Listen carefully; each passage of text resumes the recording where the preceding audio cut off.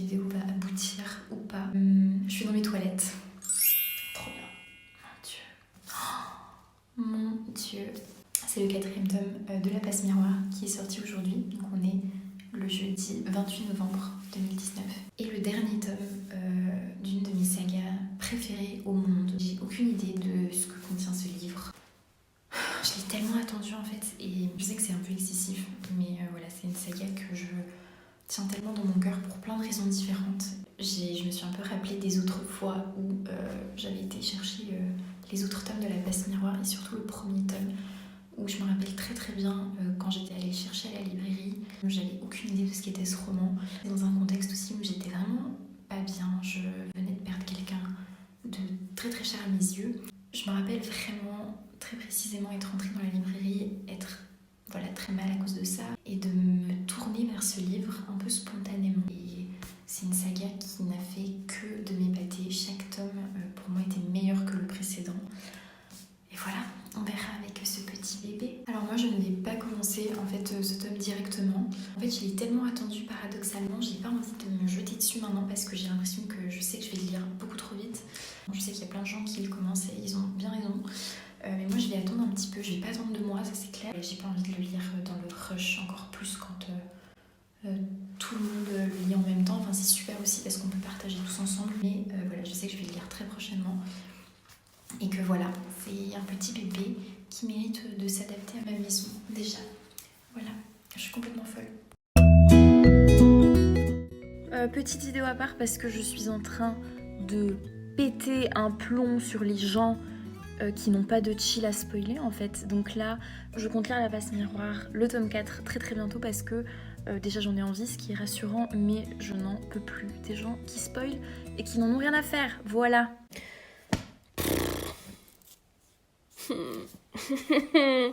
Je devrais être hyper excitée de commencer et j'ai trop peur. J'ai trop peur en fait, ça va pas du tout. Il est temps les amis, c'est parti. Nous sommes le jeudi 12 décembre 2019 et je suis malade, c'est pas grave. Et hier soir en fait j'ai terminé la lecture que j'avais avant, j'ai lu un petit livre en anglais. Et maintenant, c'est parti en fait, on va s'y mettre. Je suis surexcitée et en même temps terrifiée en fait parce que j'ai vu pas mal d'avis passer, enfin... Je les ai évités au maximum, mais je sais que... On va dire que c'est un tome qui divise, ce qui pour moi est attendu quand c'est une fin de saga. Donc voilà, je vais le lire maintenant pour me faire mon avis. Je suis trop contente en fait, je réalise pas. Et là, j'ai un peu recommencé à... Enfin, j'ai lu un peu le petit résumé qu'il y a au début du tome d'avant, etc. Les petits rappels. Et puis, c'est parti en fait. C'est parti. J'espère que ça va bien se passer. Et je vais essayer de le... lire le plus paisiblement possible, pas trop rapidement, pour en profiter. C'est parti.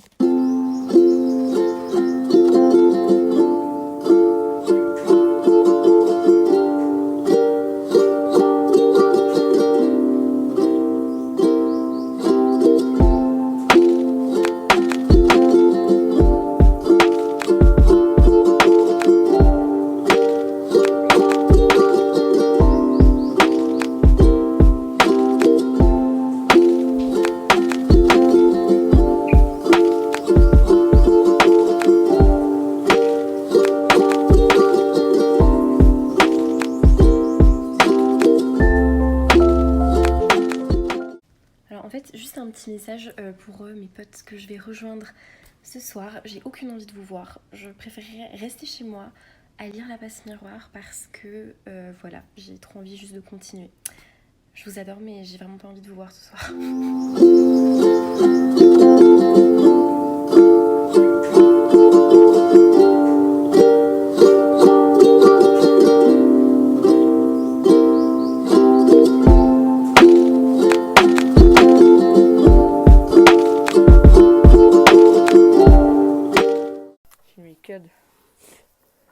Est-ce que je t'embête avec La Passe Miroir?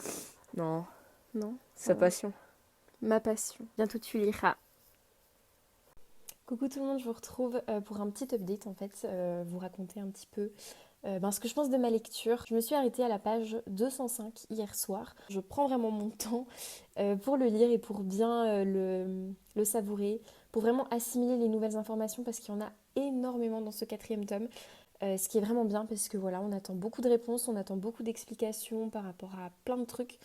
Et j'avais envie d'expliciter ça un petit peu avec vous. Je viens de terminer en fait un chapitre qui s'appelle la déviation. Dans ce chapitre, mais mon Dieu, en fait j'ai pété un câble et ma pauvre petite Émilie a subi mes questions par rapport à ce chapitre.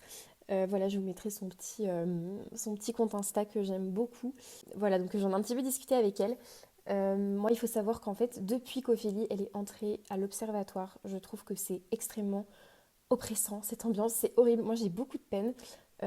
Enfin, pas parce que c'est mauvais, loin de là. Au contraire, justement, c'est tellement bien écrit que c'est très prenant. Moi, personnellement, je ressens vraiment cette ambiance qui est extrêmement malsaine. J'en peux plus de cet endroit. Autant c'est hyper intéressant parce que voilà, c'est tout relié avec Eulalie, etc.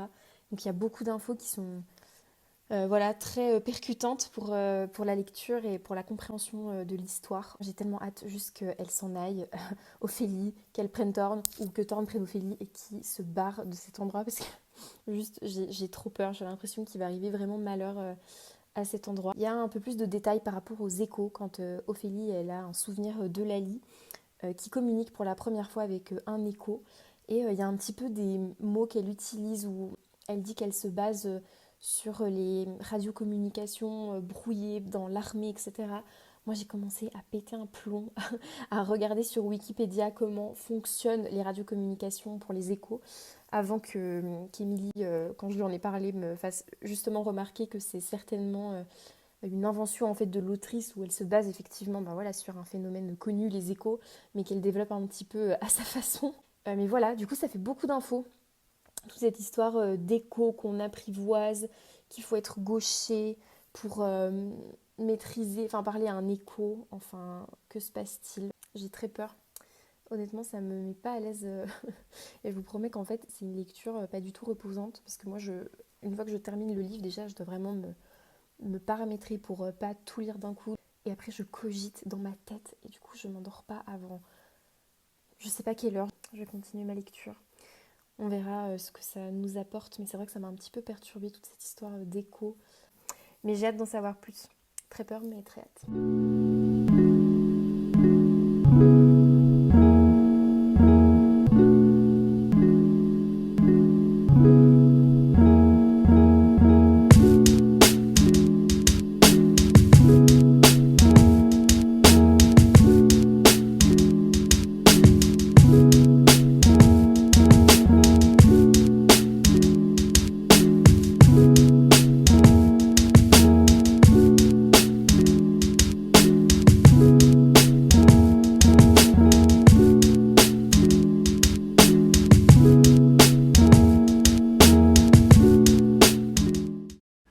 Alors, nous sommes vendredi 20 décembre. Je suis clairement en position allongée parce que je suis épuisée. La passe miroir est en train de me tuer en fait, intérieurement. J'ai atteint en fait la moitié du roman. Je suis à la deuxième partie maintenant. Et j'ai passé un moment qui m'a tellement chamboulée. C'est le moment où Thorne et Ophélie se retrouvent pour mettre en commun un petit peu voilà, leurs découvertes, etc. dans l'antichambre et que Thorne craque complètement. Cette scène, elle m'a...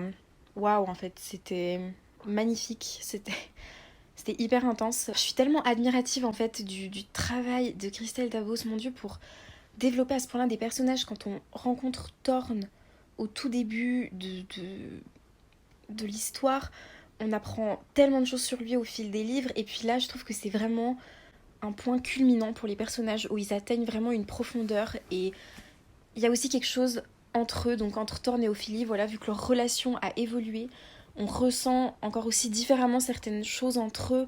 Voilà, Thorne justement qui se permet entre guillemets de craquer comme ça devant Ophélie, de pleurer, etc. Enfin, j'ai trouvé que c'était une scène hyper forte, déjà juste pour toute la symbolique que ça représente pour Thorne, de se montrer vulnérable, et aussi au niveau de leur relation. Qu'est-ce que ça veut dire sur la confiance qu'ils ont entre eux pour qu'ils lui fassent confiance, pour qu'elle le voit dans une situation comme ça. Et ça m'a vraiment bouleversée. Ce petit passage dans ce chapitre j'en ai pleuré, mais vraiment pendant un moment.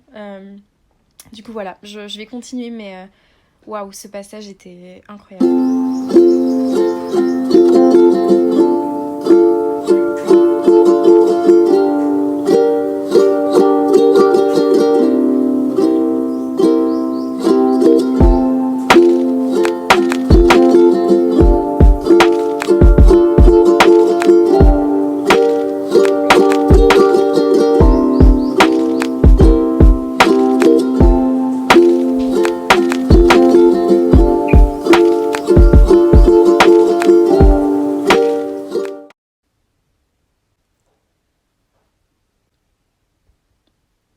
Donc là, j'en suis à la page 472.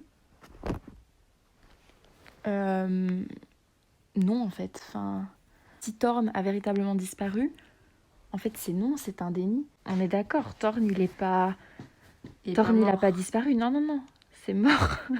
C'est pas possible. Thorn n'a pas pu disparaître dans cette cage, en fait. C'est impossible. Ophélie, je sais pas, elle va retrouver quelque chose, elle va pouvoir inverser le processus. C'est impossible, en fait. Genre, c'est pas possible. C'est le déni, là. Je refuse. J'ai eu les larmes aux yeux en lisant ce passage. Je refuse de pleurer, je refuse. Je n'accepte pas ça. Thorn, il va revenir. Je continue, mais Thorn va revenir. Thorn va revenir. Les chapitres où c'est Thorn qui parle, c'est de l'art en fait. C'est vraiment de l'art. Je suis tellement bouleversée de ce personnage en fait.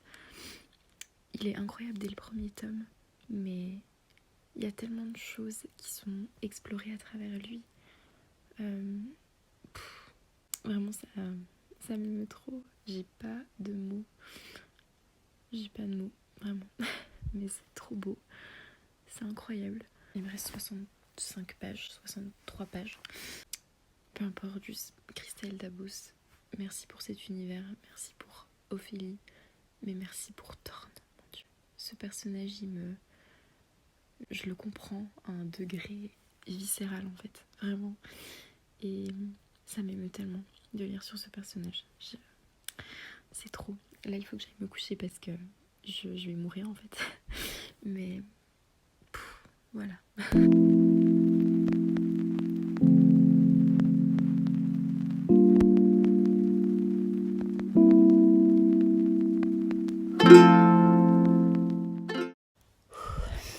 Ok. Aujourd'hui, on est le dimanche 29 décembre 2019. J'arrive vraiment beaucoup plus tard. Pourquoi ? Parce qu'en fait, j'ai terminé donc la passe miroir. Je l'ai terminée le 24 décembre dans la nuit avec les dernières images que je vous ai mis. Et mon but en fait, c'était quoi ? C'était de réagir un petit peu sur le moment. J'avais beaucoup d'espoir en moi-même parce que je pensais vraiment pouvoir vous donner mes impressions à chaud. Sauf que en fait, j'étais inconsolable.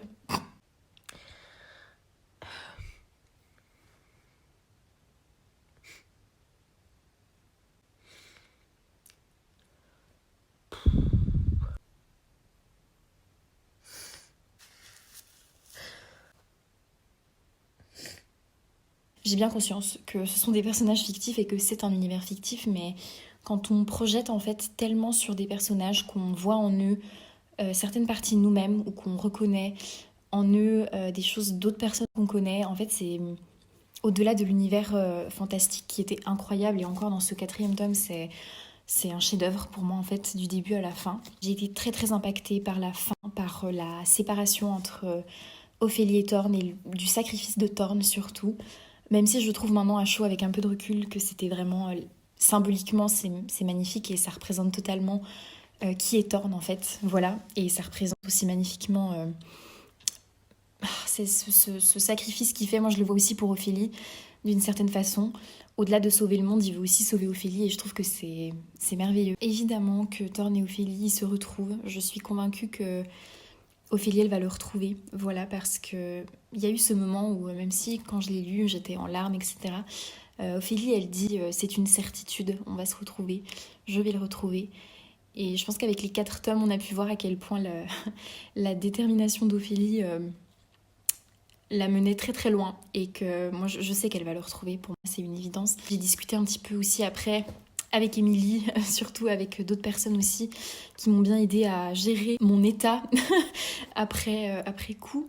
Je trouve que juste de la part de Christelle Dabos de laisser cette fin ouverte, ça montre aussi tout le respect qu'elle a pour les lecteurs. Je trouve que c'est une autrice admirable, déjà pour son talent, mais mon Dieu, mais surtout pour la liberté qu'elle donne aux lecteurs et aux gens qui aiment cette histoire, qui l'ont portée jusque-là. Et je trouve que c'est comme une sorte de reconnaissance en fait finalement, de nous laisser le choix de les retrouver comme on le souhaite. Moi j'essaie de le voir comme ça, mais évidemment que j'aurais aimé que ça soit écrit noir sur blanc, que Thorn et Ophélie se retrouvent et qu'ils aient enfin leur histoire ensemble, parce qu'ils sont tellement souvent séparés dans cette saga et ça fait mal au cœur en fait de voir que encore une fois ça va être compliqué de se retrouver. C'est pas cette épreuve qui les arrêtera, j'en suis convaincue. Sinon, concernant ce 4e tome en général, c'est difficile en plus de terminer ce roman qui m'a demandé tellement de concentration. J'en ai beaucoup discuté avec les gens qui l'ont fini. Et c'est un tome qui est très complexe, voilà. C'est pas un reproche que je fais à Christelle Dabos, loin de là, mais peut-être qu'avoir exposé déjà d'autres réponses dans les tomes précédents, ça aurait un petit peu allégé ce tome qui est vraiment une enquête de la première à la dernière page. Voilà. On a les dénouements à la fin avec voilà, l'autre qui est ramené dans le miroir, avec cette histoire entre Elisabeth et Eulalie. J'ai trouvé que c'était incroyable. Elisabeth, je trouve que c'est un super personnage. Elle m'intéressait aussi beaucoup dans ce tome. Voilà, sa dévotion pour les esprits de famille, évidemment, parce que Eulalie, c'est ses enfants, donc elle les aime plus que tout au monde. Voilà, j'ai adoré ce parallèle-là. Je l'ai trouvé très intelligent, très bien pensé. Après, moi, c'est pas de loin pas un reproche que je fais. Au contraire, j'adore les livres qui me font réfléchir, qui me demandent de la concentration. Là, c'est vraiment des pages. J'ai mis peut-être 2 fois plus de temps à le lire que les autres tomes parce que je relisais chaque page, chaque phrase pour essayer de m'imprégner, pour comprendre. J'ai annoté avec plein de post-it les chapitres, les moments importants. Je sais que c'est un tome que je vais relire, donc j'ai hâte de la relecture. Je vais pas la faire maintenant parce que vraiment ça m'a... Je suis... Voilà, maintenant ça va mieux, mais je suis toujours très émue d'en parler parce que... Ouais, c'est difficile de quitter des personnages qui m'ont accompagnée pendant 6 ans. Moi, j'ai vraiment commencé à les lire en 2013. Pour moi, c'est vraiment un chef-d'œuvre. J'aimerais pouvoir vous faire un peu un compte-rendu, en fait, maintenant, de tout ce que j'ai pensé, pouvoir un peu détailler tout ce que j'ai mis en post-it, mais ça prendrait des heures et des heures. Ça a vraiment été une lecture incroyable qui m'a transportée, qui m'a confirmé à quel point cette histoire, elle est magique, à quel point ces personnages, ils sont... incroyable. Et voilà, pour moi, dans ma vie, il y a Harry Potter et il y a La Passe Miroir. C'est des sagas, les deux pour des raisons différentes, mais qui m'ont apporté tellement des réflexions sur le monde, un réconfort en fait, un refuge. Lire ces livres, lire avec ces personnages, c'est s'y identifier, se retrouver dans certaines situations. Christelle Dabos, vraiment, elle verra jamais ça, clairement. Mais juste, mon Dieu, mais merci. Merci pour ces personnages, mais un point, je peux même pas exprimer à quel point. Même si cette fin, elle reste dure en fait, mais merci pour ça parce que c'est à l'image de cette saga qui nous impacte fortement. Je voulais juste aussi remercier Christelle Dabos pour donner une image différente en fait de la littérature jeunesse. Je sais pas en fait, quand on est auteur, autrice comme ça et qu'on écrit une histoire, qu'on sait quel type de public on va attirer préalablement, donc là un jeune public, mais d'écrire quand même avec cette poésie, avec cette complexité, mais de ne pas prendre les lecteurs plus jeunes pour des idiots ou des gens bêtes, avec des personnages qui sont intelligents, avec une histoire qui est complexe, qui est tenue du début à la fin, où tout se met en place. Ce 4e tome, il est incroyable. La narration, je n'ai jamais lu un livre narrativement qui se tient autant, avec autant de détails. Ça a dû lui demander une organisation, mais monumentale. J'ose même pas imaginer l'état dans lequel devait être Christelle Dabos quand elle a écrit ce livre.